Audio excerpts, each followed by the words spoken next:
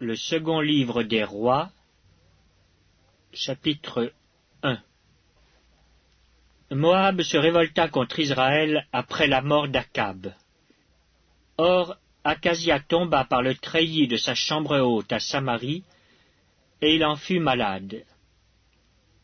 Il fit partir des messagers et leur dit, « Allez, consultez Baal-Zébub, dieu d'Écron, pour savoir si je guérirai de cette maladie. »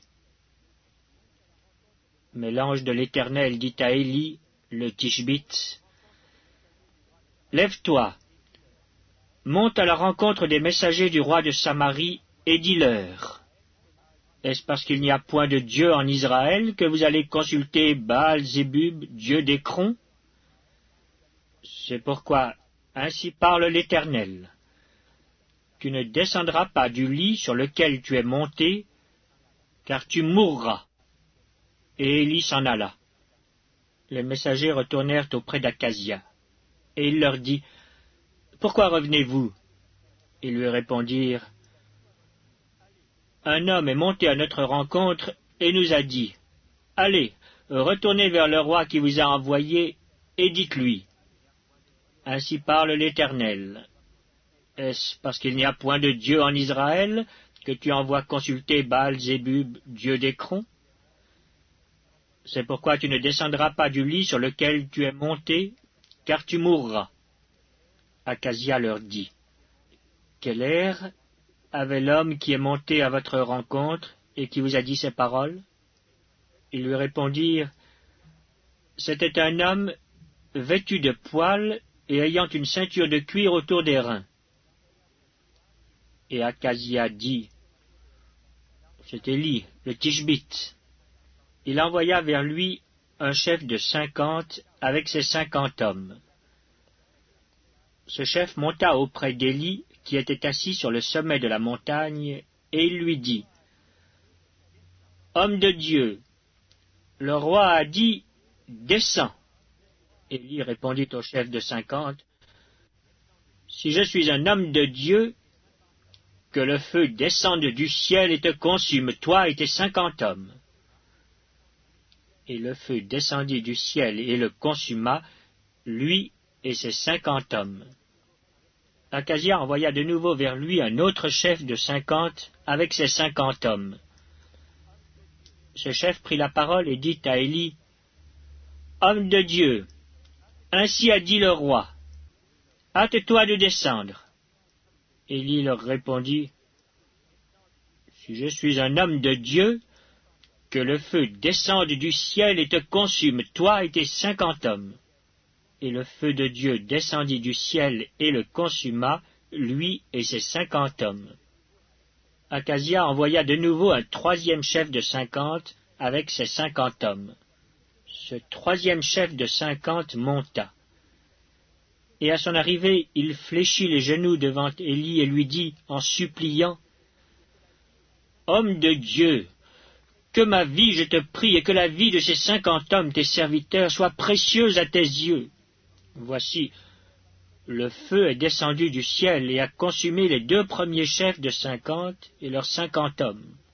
Mais maintenant, que ma vie soit précieuse à tes yeux. » L'ange de l'Éternel dit à Élie, « Descends avec lui, n'aie aucune crainte de lui. » Élie se leva et descendit avec lui vers le roi.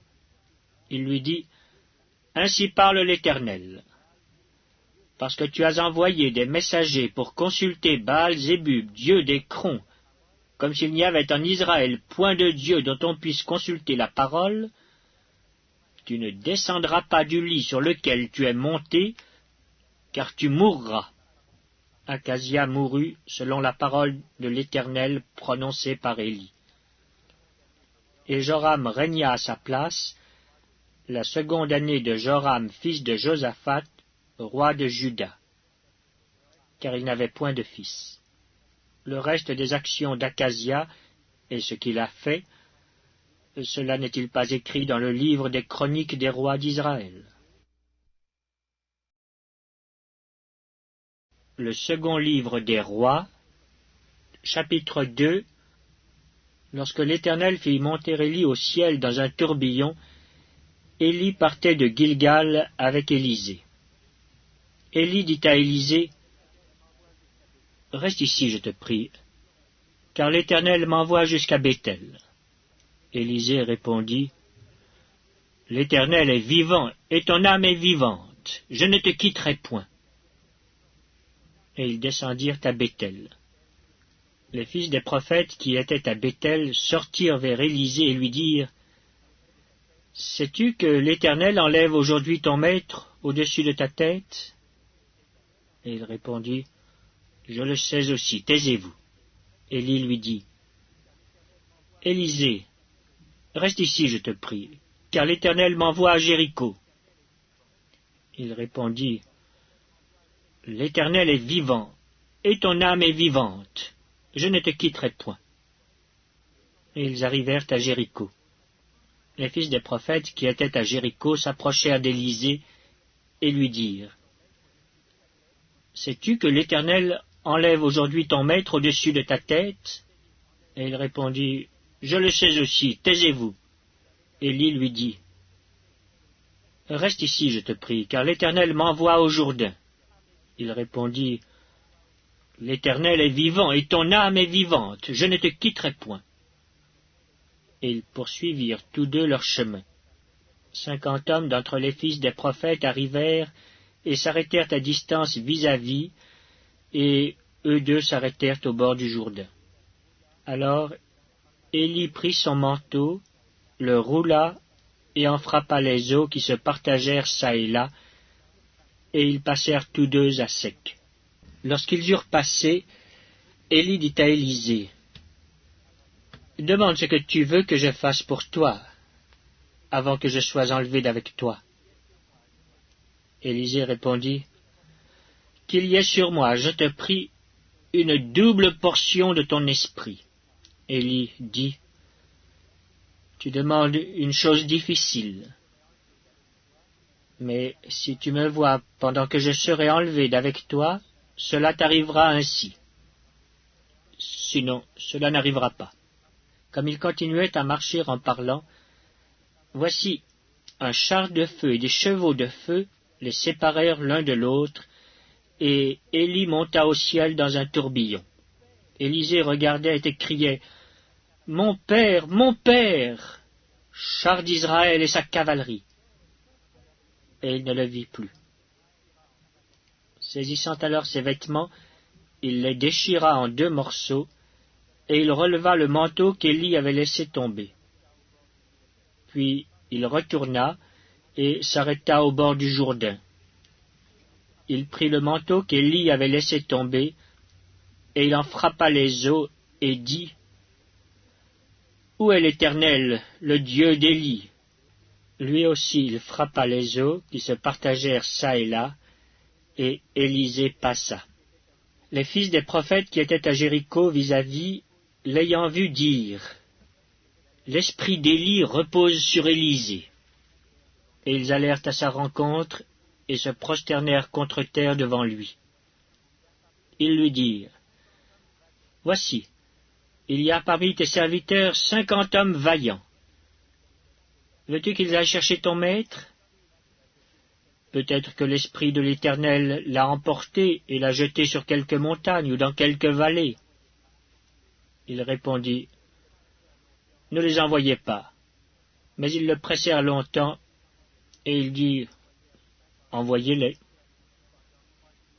Ils envoyèrent les 50 hommes qui cherchèrent Élie pendant 3 jours et ne le trouvèrent point.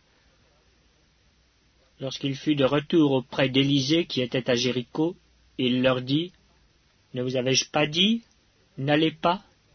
Les gens de la ville dirent à Élisée, « Voici, le séjour de la ville est bon comme le voit mon Seigneur. Mais les eaux sont mauvaises et le pays est stérile. » Il dit, « Apportez-moi un plat neuf et mettez-y du sel. » Et ils le lui apportèrent. Il alla vers la source des eaux, et il y jeta du sel et dit, « Ainsi parle l'Éternel. J'assainis ces eaux, il n'en proviendra plus ni mort ni stérilité. » et les eaux furent assainies jusqu'à ce jour, selon la parole qu'Élisée avait prononcée. Il monta de là à Béthel, et comme il cheminait à la montée, des petits garçons sortirent de la ville et se moquèrent de lui. Ils lui disaient « Monte, chauve, monte, chauve !» Il se retourna pour les regarder, et il les maudit au nom de l'Éternel. Alors 2 ours sortirent de la forêt et déchirèrent 42 de ses enfants. De là, il alla sur la montagne du Carmel, d'où il retourna à Samarie. Le second livre des rois, chapitre 3. Joram, fils d'Akab, régna sur Israël à Samarie la 18e année de Josaphat, roi de Juda. Il régna 12 ans. Il fit ce qui est mal aux yeux de l'Éternel, non pas toutefois comme son père et sa mère. Il renversa les statues de Baal que son père avait faites, mais il se livra au péché de Jéroboam, fils de Nébat, qui avait fait pécher Israël, et il ne s'en détourna point. Mécha, roi de Moab, possédait des troupeaux, et il payait au roi d'Israël un tribut de 100 000 agneaux et de 100 000 béliers avec leur laine. À la mort d'Akab, le roi de Moab se révolta contre le roi d'Israël. Le roi Joram sortit alors de Samarie et passa en revue tout Israël. Il se mit en marche, et il fit dire à Josaphat, roi de Juda, « Le roi de Moab s'est révolté contre moi. Veux-tu venir avec moi attaquer Moab ?» Josaphat répondit, « J'irai. Moi comme toi, mon peuple comme ton peuple, mes chevaux comme tes chevaux. » Et il dit, « Par quel chemin monterons-nous » Joram dit, « Par le chemin du désert d'Édom. » Le roi d'Israël, le roi de Juda et le roi d'Édom partirent, et après une marche de 7 jours, ils manquèrent d'eau pour l'armée et pour les bêtes qui la suivaient. Alors le roi d'Israël dit, « Hélas, l'Éternel a appelé ces 3 rois pour les livrer entre les mains de Moab. » Mais Josaphat dit, « N'y a-t-il ici aucun prophète de l'Éternel par qui nous puissions consulter l'Éternel » L'un des serviteurs du roi d'Israël répondit, « Il y a ici Élisée, fils de Shaphat, qui versait l'eau sur les mains d'Élie. » Et Josaphat dit, « La parole de l'Éternel est avec lui. » Le roi d'Israël, Josaphat et le roi d'Édom descendirent auprès de lui. Élisée dit au roi d'Israël, « Qu'y a-t-il entre moi et toi ? Va vers les prophètes de ton père et vers les prophètes de ta mère. » Et le roi d'Israël lui dit, « Non, car l'Éternel a appelé ces 3 rois pour les livrer entre les mains de Moab. » Élisée dit, « L'Éternel des armées, dont je suis le serviteur, est vivant. Si je n'avais égard à Josaphat, roi de Juda, je ne ferais aucune attention à toi, et je ne te regarderais pas. Maintenant, amenez-moi un joueur de harpe. » Et comme le joueur de harpe jouait, la main de l'Éternel fut sur Élisée. Et il dit, « Ainsi parle l'Éternel. Faites dans cette vallée des fosses, car ainsi parle l'Éternel. Vous n'apercevrez point de vent, et vous ne verrez point de pluie, et cette vallée se remplira d'eau, et vous boirez, vous, vos troupeaux et votre bétail. Mais cela est peu de chose aux yeux de l'Éternel. Il livrera Moab entre vos mains. Vous frapperez toutes les villes fortes et toutes les villes d'élite. Vous abattrez tous les bons arbres, vous boucherez toutes les sources d'eau, et vous ruinerez avec des pierres tous les meilleurs champs. » Or, le matin, au moment de la présentation de l'offrande, voici l'eau arriva du chemin d'Édom, et le pays fut rempli d'eau. Cependant, tous les Moabites ayant appris que les rois montaient pour les attaquer, on convoqua tous ceux en âge de porter les armes, et même au-dessus, et ils se tinrent sur la frontière. Ils se levèrent de bon matin, et quand le soleil brilla sur les eaux, les Moabites virent en face d'eux les eaux rouges comme du sang. Ils dirent, « C'est du sang. » Les rois ont tiré l'épée entre eux. Ils se sont frappés les uns les autres. Maintenant, Moabites, au pillage. Et ils marchèrent contre le camp d'Israël. Mais Israël se leva et frappa Moab qui prit la fuite devant eux. Ils pénétrèrent dans le pays et frappèrent Moab. Ils renversèrent les villes, ils jetèrent chacun des pierres dans tous les meilleurs champs et les en remplirent. Ils bouchèrent toutes les sources d'eau et ils abattirent tous les bons arbres. Et les frondeurs enveloppèrent et bâtirent Kir-Hareset, dont on ne laissa que les pierres. Le roi de Moab, voyant qu'il avait le dessous dans le combat, prit avec lui 700 hommes tirant l'épée pour se frayer un passage jusqu'au roi d'Édom. Mais ils ne purent pas.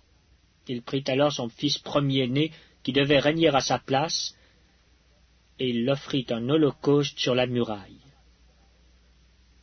Et une grande indignation s'empara d'Israël, qui s'éloigna du roi de Moab et retourna dans son pays. Le second livre des rois, chapitre 4. Une femme d'entre les femmes des fils des prophètes cria à Élisée en disant, « Ton serviteur, mon mari, est mort, et tu sais que ton serviteur craignait l'Éternel. Or le créancier est venu pour prendre mes 2 enfants et en faire ses esclaves. » Élisée lui dit, « Que puis-je faire pour toi? Dis-moi, qu'as-tu à la maison? » Elle répondit, « Ta servante n'a rien du tout à la maison qu'un vase d'huile. » Et il dit, « Va demander au dehors des vases chez tous tes voisins, des vases vides, et n'en demande pas un petit nombre. Quand tu seras rentré, tu fermeras la porte sur toi et sur tes enfants, tu verseras dans tous ces vases, et tu mettras de côté ceux qui seront pleins. » Alors elle le quitta. Elle ferma la porte sur elle et sur ses enfants. Il lui présentait les vases et elle versait. Lorsque les vases furent pleins, elle dit à son fils, « Présente-moi encore un vase. » Mais il lui répondit, « Il n'y a plus de vase. » Et l'huile s'arrêta. Elle alla le rapporter à l'homme de Dieu et il dit, « Va vendre l'huile et paye ta dette, et tu vivras, toi et tes fils, de ce qui restera. » Un jour, Élisée passait par Sunem. Il y avait là une femme de distinction qui le pressa d'accepter à manger. Et toutes les fois qu'il passait, il se rendait chez elle pour manger.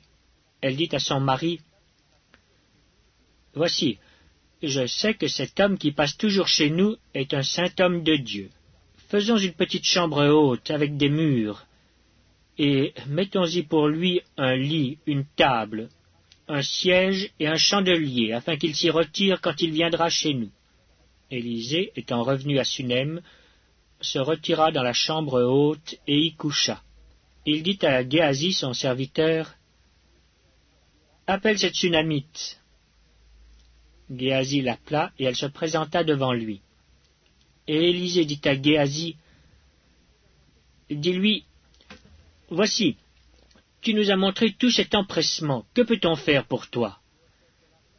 Faut-il parler pour toi au roi ou au chef de l'armée? » Elle répondit, « J'habite au milieu de mon peuple. » Et il dit, « Que faire pour elle? » Géasi répondit, « Mais elle n'a point de fils, et son mari est vieux. » Et il dit, « Appelle-la. » Géasi l'appela, et elle se présenta à la porte.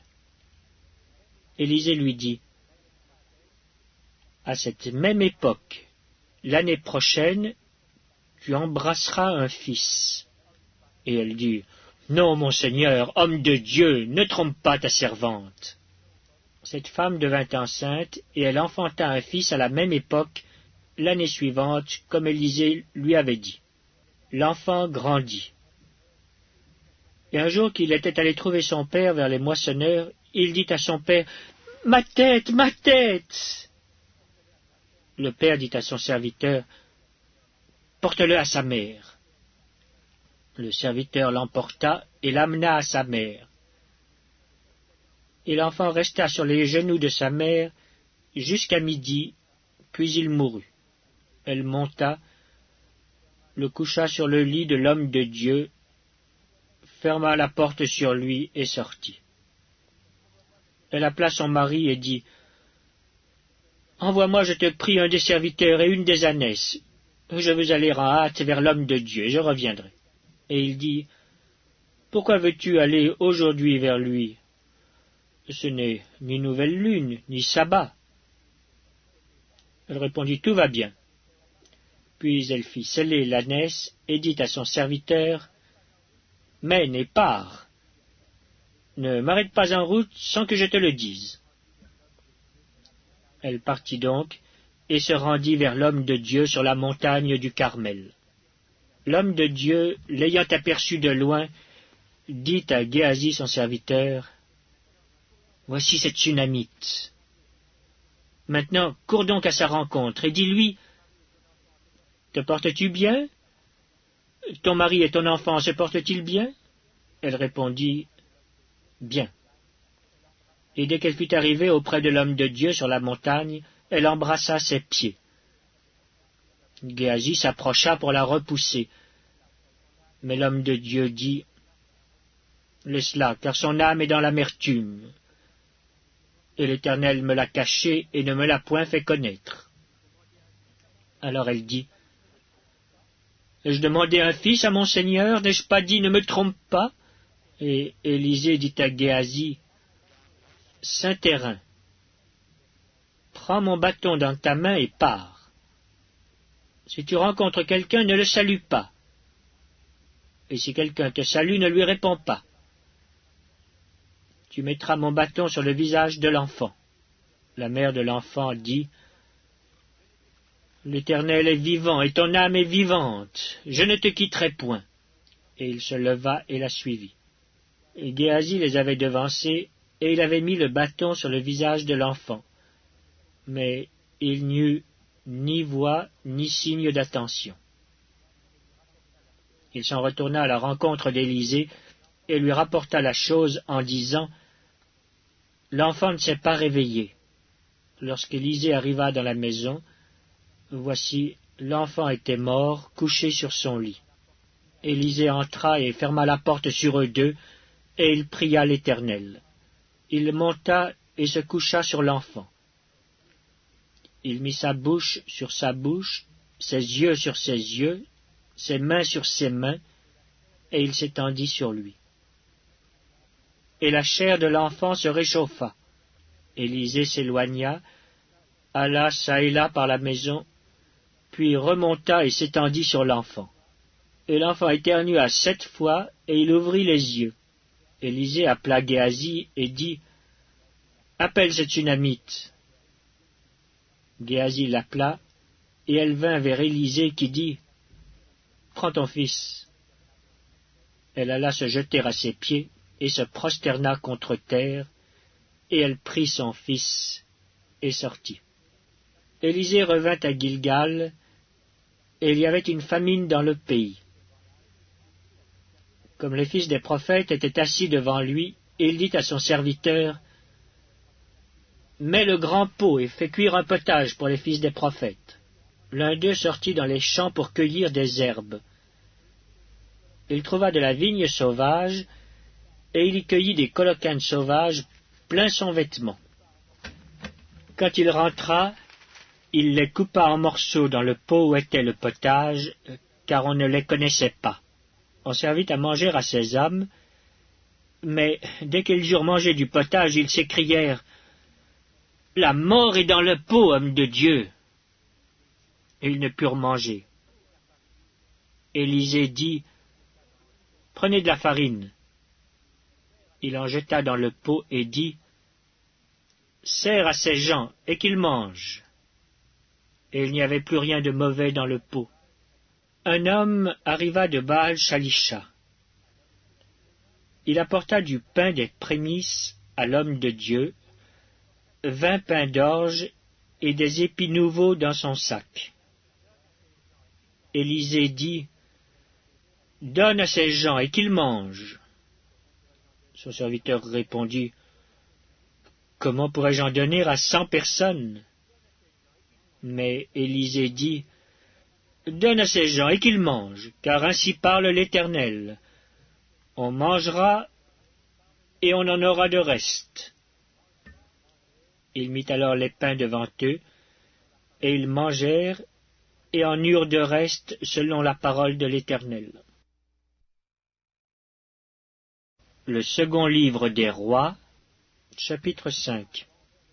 Naaman, chef de l'armée du roi de Syrie, jouissait de la faveur de son maître et d'une grande considération, car c'était par lui que l'Éternel avait délivré les Syriens. Mais cet homme, fort et vaillant, était lépreux.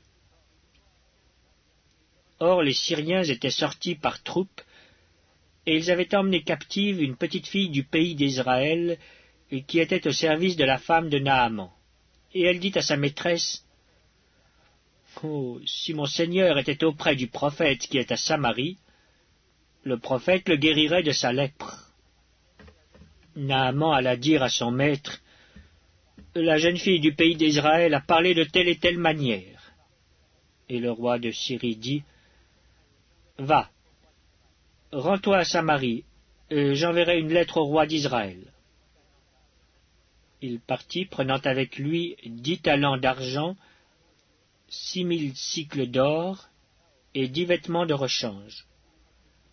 Il porta au roi d'Israël la lettre où il était dit, « Maintenant, quand cette lettre te sera parvenue, tu sauras que je t'envoie Naaman, mon serviteur, afin que tu le guérisses de sa lèpre. » Après avoir lu la lettre, le roi d'Israël déchira ses vêtements et dit, « Suis-je un Dieu pour faire mourir et pour faire vivre, qu'il s'adresse à moi afin que je guérisse un homme de sa lèpre? Sachez donc et comprenez qu'il cherche une occasion de dispute avec moi. » Lorsqu'Élisée, homme de Dieu, apprit que le roi d'Israël avait déchiré ses vêtements, il envoya dire au roi, « Pourquoi as-tu déchiré tes vêtements? Laisse-le venir à moi, et il saura qu'il y a un prophète en Israël. » Naaman vint avec ses chevaux et son char, et il s'arrêta à la porte de la maison d'Élisée.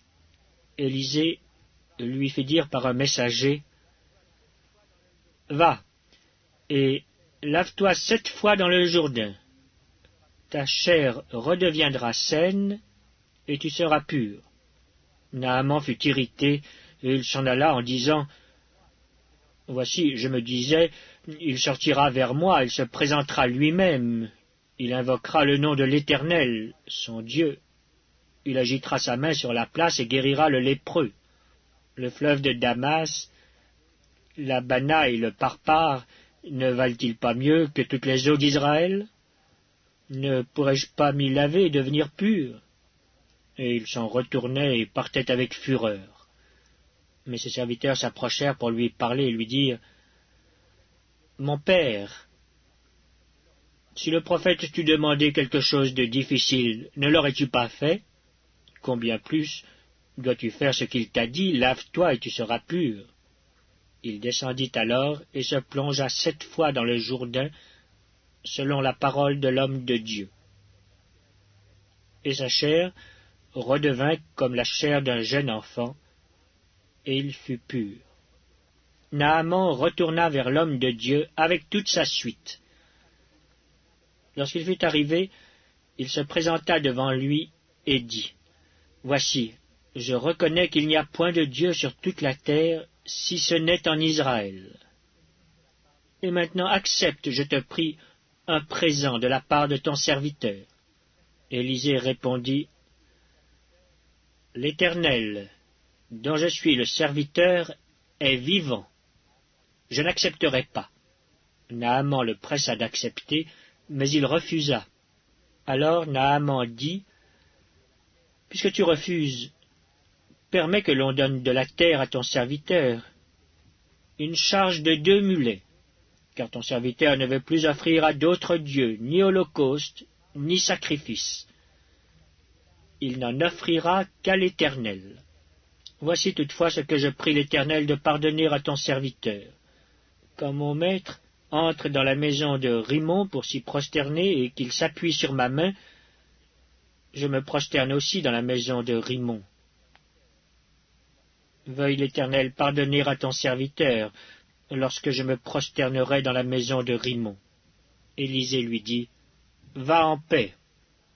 Lorsque Naaman eut quitté Élisée et qu'il fut à une certaine distance, Géasi, serviteur d'Élisée, homme de Dieu, dit en lui-même, Voici, mon maître a ménagé Naaman, ce Syrien, en n'acceptant pas de sa main ce qu'il avait apporté.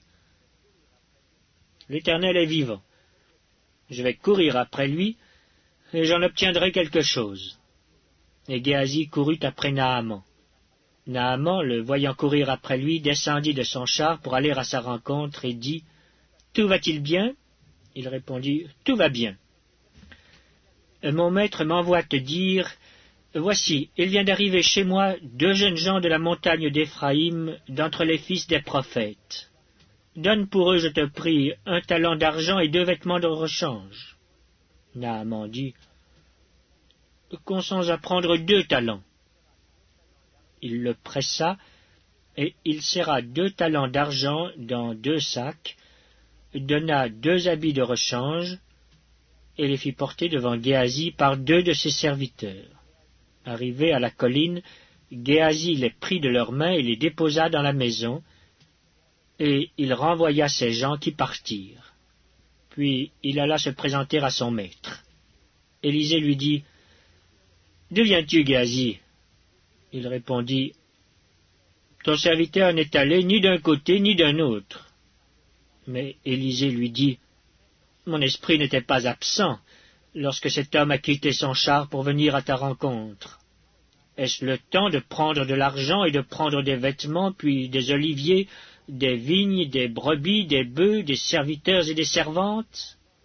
La lèpre de Naaman s'attachera à toi et à ta postérité pour toujours. »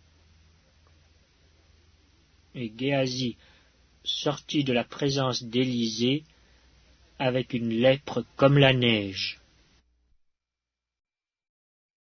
Le second livre des rois, chapitre 6.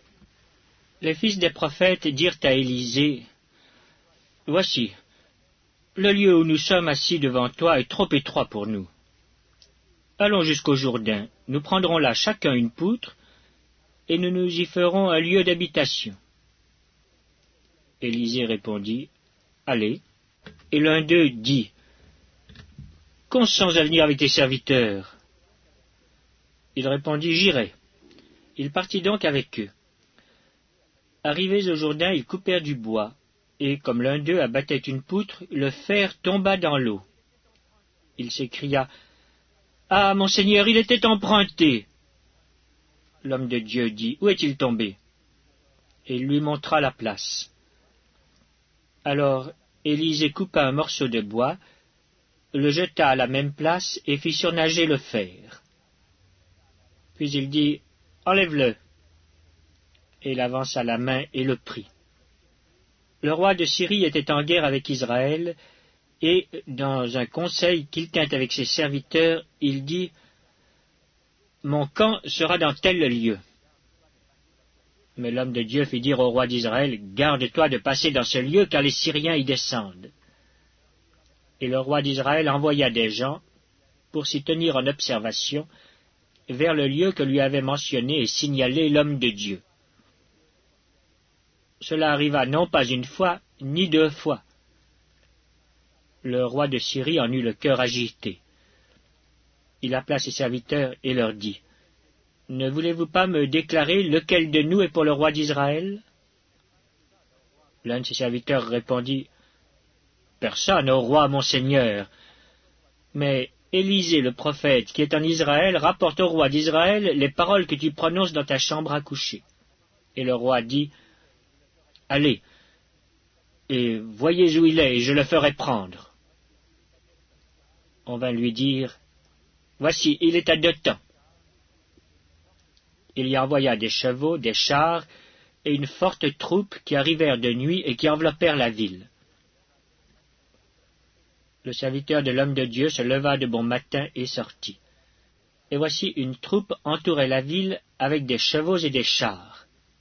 Et le serviteur dit à l'homme de Dieu, « Ah, mon Seigneur, comment irons-nous » Il répondit, « Ne crains point, car ceux qui sont avec nous sont en plus grand nombre que ceux qui sont avec eux. » Élisée pria et dit, « Éternel, ouvre ses yeux pour qu'il voie. » Et l'Éternel ouvrit les yeux du serviteur, qui vit la montagne pleine de chevaux et de chars de feu autour d'Élisée. Les Syriens descendirent vers Élisée. Il adressa alors cette prière à l'Éternel, « Daigne frapper d'aveuglement cette nation. » Et l'Éternel les frappa d'aveuglement selon la parole d'Élisée. Élisée leur dit, « Ce n'est pas ici le chemin et ce n'est pas ici la ville. Suivez-moi et je vous conduirai vers l'homme que vous cherchez. » Et il les conduisit à Samarie. Lorsqu'ils furent entrés dans Samarie, Élisée dit, « Éternel, ouvre les yeux de ces gens pour qu'ils voient. » Et l'Éternel ouvrit leurs yeux, et ils virent qu'ils étaient au milieu de Samarie. Le roi d'Israël, en les voyant, dit à Élisée, « Frapperai-je, mon père ?» « Tu ne frapperas point, répondit Élisée. « Est-ce que tu frappes ceux que tu fais prisonniers avec ton épée et avec ton arc? Donne-leur du pain et de l'eau afin qu'ils mangent et boivent, et qu'ils s'en aillent ensuite vers leur maître. » Le roi d'Israël leur fit servir un grand repas, et ils mangèrent et burent. Puis il les renvoya, et ils s'en allèrent vers leur maître. Et les troupes des Syriens ne revinrent plus sur le territoire d'Israël. Après cela, Ben-Hadad, roi de Syrie, ayant rassemblé toute son armée, monta et assiégea Samarie.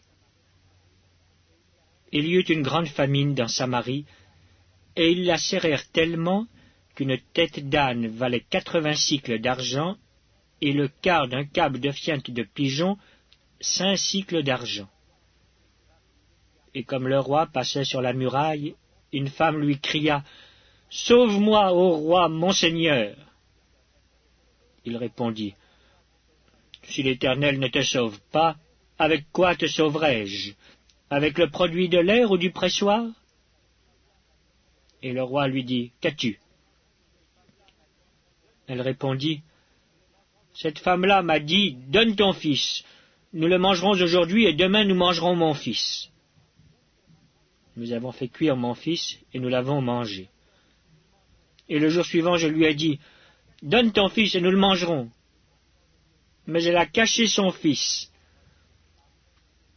Lorsque le roi entendit les paroles de cette femme, il déchira ses vêtements en passant sur la muraille, et le peuple vit qu'il avait en dedans un sac sur son corps. Le roi dit, « Que Dieu me punisse dans toute sa rigueur, si la tête d'Élisée, fils de Shaphat, reste aujourd'hui sur lui. » Or, Élisée était assis dans sa maison, et les anciens étaient assis auprès de lui. Le roi envoya quelqu'un devant lui. Mais avant que le messager fût arrivé, Élisée dit aux anciens, « Voyez-vous que ce fils d'assassin envoie quelqu'un pour m'ôter la tête? Écoutez, quand le messager viendra, fermez la porte et repoussez-le avec la porte.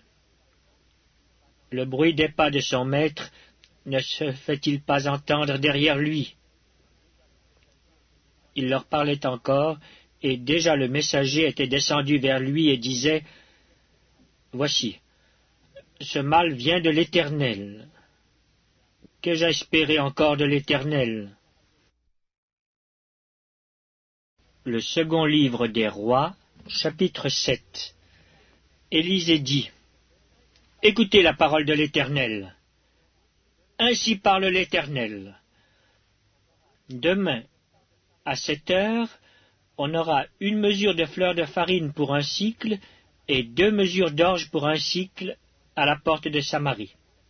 L'officier, sur la main duquel s'appuyait le roi, répondit à l'homme de Dieu, « Quand l'Éternel ferait des fenêtres au ciel, pareille chose arriverait-elle » Et Élisée dit, « Tu le verras de tes yeux, mais tu n'en mangeras point. » Il y avait à l'entrée de la porte 4 lépreux qui se dirent l'un à l'autre, « Quoi? Resterons-nous ici jusqu'à ce que nous mourions? Si nous songeons à entrer dans la ville, la famine est dans la ville, et nous y mourrons. Et si nous restons ici, nous mourrons également. Allons nous jeter dans le camp des Syriens. Et s'ils nous laissent vivre, nous vivrons. Et s'ils nous font mourir, nous mourrons. » Ils partirent donc au crépuscule pour se rendre au camp des Syriens, et lorsqu'ils furent arrivés à l'entrée du camp des Syriens, voici, il n'y avait personne. Le Seigneur avait fait entendre dans le camp des Syriens un bruit de chars et un bruit de chevaux, le bruit d'une grande armée, et ils s'étaient dit l'un à l'autre, « Voici, le roi d'Israël a pris à sa solde contre nous les rois des Hétiens et les rois des Égyptiens pour venir nous attaquer. » Et ils se levèrent et prirent la fuite au crépuscule, abandonnant leurs tentes, leurs chevaux et leurs ânes, le camp tel qu'il était, et ils s'enfuirent pour sauver leur vie. Les lépreux, étant arrivés à l'entrée du camp, pénétrèrent dans une tente, mangèrent et burent, et en emportèrent de l'argent, de l'or et des vêtements qu'ils allèrent cacher. Ils revinrent, pénétrèrent dans une autre tente, et en emportèrent des objets qu'ils allèrent cacher. Puis ils se dirent l'un à l'autre, « Nous n'agissons pas bien. Cette journée est une journée de bonnes nouvelles. Si nous gardons le silence, et si nous attendons jusqu'à la lumière du matin, le châtiment nous atteindra. Venez maintenant, et allons informer la maison du roi. » Ils partirent, et ils appelèrent les gardes de la porte de la ville, auxquels ils firent ce rapport. « Nous sommes entrés dans le camp des Syriens, et voici il n'y a personne, on n'y entend aucune voix d'homme. Il n'y a que des chevaux attachés et des ânes attachés, et les tentes comme elles étaient. » Les gardes de la porte crièrent, et ils transmirent ce rapport à l'intérieur de la maison du roi. Le roi se leva de nuit, et il dit à ses serviteurs, « Je vais vous communiquer ce que nous font les Syriens. » Comme ils savent que nous sommes affamés, ils ont quitté le camp pour se cacher dans les champs, et ils se sont dit, « Quand ils sortiront de la ville, nous les saisirons vivants, et nous entrerons dans la ville. » L'un des serviteurs du roi répondit, « Que l'on prenne 5 des chevaux qui restent encore dans la ville. Ils sont comme toute la multitude d'Israël qui est restée. Ils sont comme toute la multitude d'Israël qui dépérit. Et envoyons voir ce qui se passe. » On prit 2 chars avec les chevaux, et le roi envoya des messagers sur les traces de l'armée des Syriens en disant, « Allez, et voyez. » Ils allèrent après eux jusqu'au Jourdain. Et voici, toute la route était pleine de vêtements et d'objets que les Syriens avaient jetés dans leur précipitation. Les messagers revinrent et le rapportèrent au roi. Le peuple sortit et pilla le camp des Syriens. Et l'on eut 1 mesure de fleur de farine pour un sicle, et 2 mesures d'orge pour un sicle, selon la parole de l'Éternel. Le roi avait remis la garde de la porte à l'officier sur la main duquel il s'appuyait.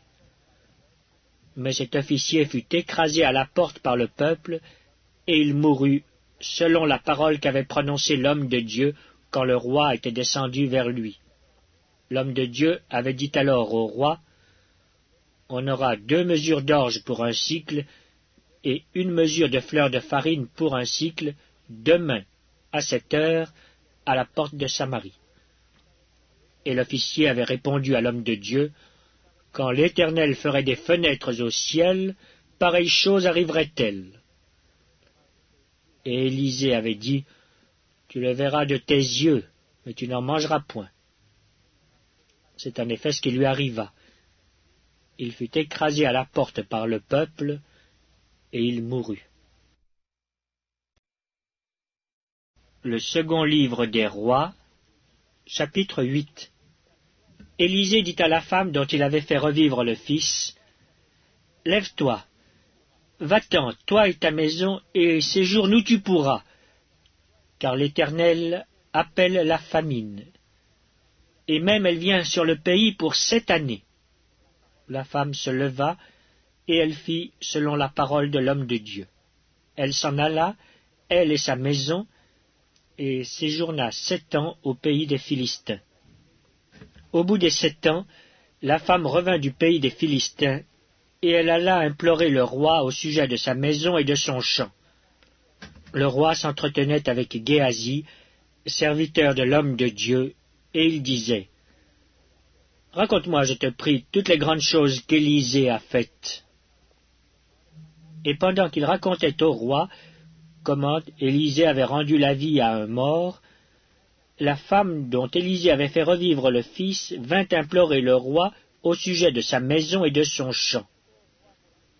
Géasi dit, « Ô roi mon seigneur, voici la femme, et voici son fils qu'Élisée a fait revivre. » Le roi interrogea la femme, et elle lui fit le récit.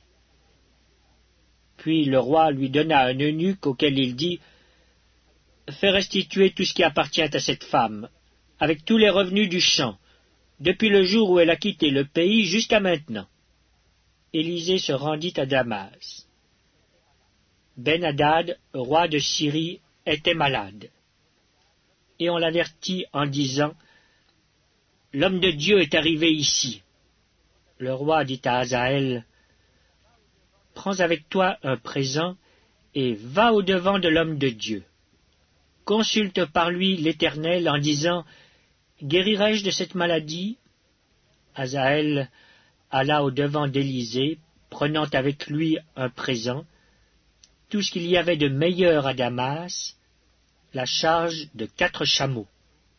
Lorsqu'il fut arrivé, il se présenta à lui et dit, « Ton fils Ben-Hadad, roi de Syrie, m'envoie vers toi pour dire, « Guérirai-je de cette maladie ?» Élisée lui répondit, « Va, dis-lui, tu guériras, mais l'Éternel m'a révélé qu'il mourra. » L'homme de Dieu arrêta son regard sur Hazaël et le fixa longtemps, puis il pleura. Hazaël dit, « Pourquoi mon Seigneur pleure-t-il » Et Élisée répondit, « Parce que je sais le mal que tu feras aux enfants d'Israël. Tu mettras le feu à leurs villes fortes, tu tueras avec l'épée leurs jeunes gens, tu écraseras leurs petits enfants, et tu fendras le ventre de leurs femmes enceintes. » Hazaël dit, « Mais qu'est-ce que ton serviteur, ce chien, pour faire de si grandes choses ?» Et Élisée dit, « L'Éternel m'a révélé que tu seras roi de Syrie. » Hazaël quitta Élisée et revint auprès de son maître qui lui dit, « Que t'a dit Élisée ?» Et il répondit, « Il m'a dit, tu guériras. » Le lendemain, Hazaël prit une couverture qu'il plongea dans l'eau, et il l'étendit sur le visage du roi qui mourut. Et Hazaël régna à sa place. La 5e année de Joram, fils d'Akab, roi d'Israël, Joram, fils de Josaphat, roi de Juda, régna. Il avait 32 ans lorsqu'il devint roi, et il régna 8 ans à Jérusalem. Il marcha dans la voie des rois d'Israël, comme avait fait la maison d'Akab, car il avait pour femme une fille d'Akab, et il fit ce qui est mal aux yeux de l'Éternel. Mais l'Éternel ne voulut point détruire Juda à cause de David son serviteur, selon la promesse qu'il lui avait faite de lui donner toujours une lampe parmi ses fils. De son temps, Édom se révolta contre l'autorité de Juda et se donna un roi. Joram passa à Tsaïr avec tous ses chars. S'étant levé de nuit, il battit les Édomites qui l'entouraient et les chefs des chars, et le peuple s'enfuit dans ses tentes. La rébellion d'Édom contre l'autorité de Juda a duré jusqu'à ce jour. Libna se révolta aussi dans le même temps. Le reste des actions de Joram et tout ce qu'il a fait, cela n'est-il pas écrit dans le livre des chroniques des rois de Juda? Joram se coucha avec ses pères, et il fut enterré avec ses pères dans la ville de David. Et Akazia, son fils, régna à sa place. La 12e année de Joram, fils d'Akab, roi d'Israël, Akazia, fils de Joram, roi de Juda, régna.